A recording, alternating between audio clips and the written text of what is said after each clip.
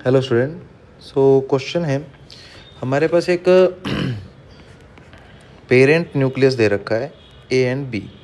इसके ऊपर न्यूट्रॉन की बम्बार्टमेंट कराई गई है और एक डॉटर न्यूक्लियस बना है। डॉटर न्यूक्लियस का एटॉमिक नंबर हमारे पास मान लीजिए आप है Z और मास नंबर है A। इसके ऊपर 4 अल्फ़ा पार्टिकल जो है निकले हैं। अल्फ़ा पार्टिकल्स क्या होता है बेटा? Helium 2 and 4। अच्छा, बीटा पार्टिकल्स क्या होता है? 3 टू E-1 और 0, और 2 क्या निकल रहे हैं? पॉजिट्रॉन्स। इनको क्या बोला जाता है? पॉजिट्रॉन बोला जाता है।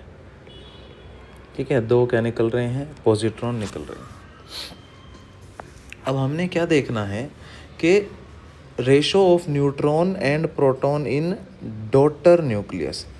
तो हम लोग क्या करेंगे बेटा? पहले एक काम करते हैं, इसके मास नंबर निकाल लेते हैं कि ये जो मास नंबर है, ये जो हमारे पास डॉटर न्यूक्लियस है ये Y, इसके अंदर मास नंबर कितना होगा।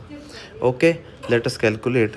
तो देखो बेटा, यहाँ पे जो A है, प्रोडक्ट के अंदर जो मास होगा, प्रोडक्ट के अंदर जो मास है A किसके बराबर होगा? A प्लस 4 इंटू 4 है ना। देखो, एक हीलियम का मास कितना है? 4, तो 4 हीलियम का मास कितना हो जाएगा? 16, दैट इज़ 4 इंटू 4। यहाँ पे 3 इंटू 0 प्लस अगेन 2 इंटू 0। तो ये क्या बन गया? A is equal to A plus में 16 एंड A क्या है? Mass number. तो A की वैल्यू आ गई हमारे पास A माइनस में 16, दैट इज इक्वेशन नंबर 1। ये क्या आ गया हमारे पास? मास नंबर आ गया है।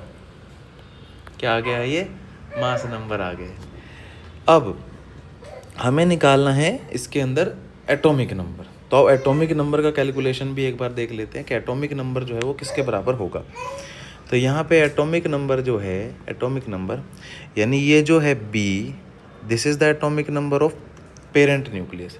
सो जो B है ये किसके बराबर होगा? किसके बराबर होगा? ये Z, जो है Z है। आगे क्या है? यहाँ पे देखो, एक हीलियम एटम के पास कितना एटॉमिक नंबर है? 2। तो 4 का कितना होगा? 4 टू ज़ा 8। आगे 3 माइनस 1 यानी माइनस के 3 एंड प्लस के 2। ओके, और जब हम इसको सोल्व करेंगे तो सोल्व करने पे ये वैल्यू आती है Z 4 टू ज़ा 8 माइनस 3 5 प्लस 2 7।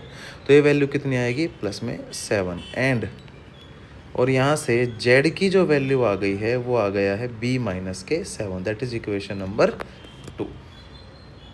ओके, ये आ गया हमारे पास इक्वेशन नंबर 2। और ये Z क्या होता है? Z होता है हमारे पास एटॉमिक नंबर। ये क्या है? Atomic number.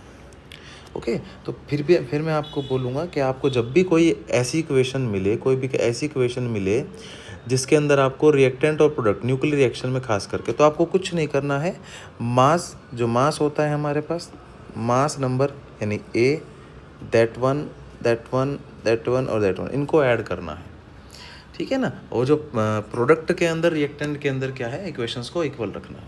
अब न्यूट्रॉन कितना होता है? तो नंबर ऑफ न्यूट्रॉन्स कितने होंगे? नंबर ऑफ न्यूट्रॉन्स कैसे निकालते हैं? एटॉमिक नंबर माइनस में मास नंबर माइनस में एटॉमिक नंबर। तो ए की वैल्यू कितनी आई है हमारे पास? ए की वैल्यू आई है A माइनस 16 और इसमें से माइनस कर देंगे B प्लस में 7। और जब इसको सोल्व करेंगे ये आएगा A माइनस B माइनस में 9।